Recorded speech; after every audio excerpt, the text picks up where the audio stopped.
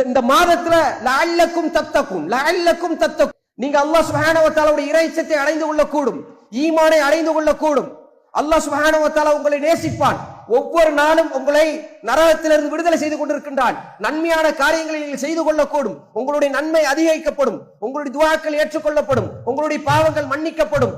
ஏகப்பட்ட பஷாரத்துகள் சொல்லியும் கூட ரமதானை நாம் வீணடித்தோம் என்றால் அதற்கு மிக முக்கியமான காரணம், நாங்க ரமதானை வெறுமன சடங்காகத்தான் பார்க்கின்றோம்.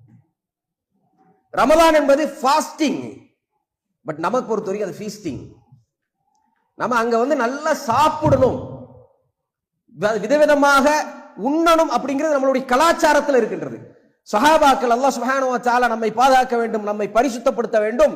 சஹாபாக்கள் அப்படி இல்ல, நபி அவர்கள் அப்படி இல்ல. குறிப்பாக கடைசி 10 வந்துருச்சுன்னு சொன்னா எதுலையுமே கான்சன்ட்ரேட் பண்ண மாட்டாங்க. ரசூலுல்லாஹி ஸல்லல்லாஹு அலைஹி வஸல்லம் அவங்க தொழுகையை தவிர, இபாதத்தை தவிர, பாவ மன்னிப்பை தவிர எதையும் ஒவ்வொரு நாளும் அழுது நபி ஸல்லல்லாஹு அலைஹி வஸல்லம் துஆ கேட்பார்கள், குர்ஆனோட இருப்பார்கள்.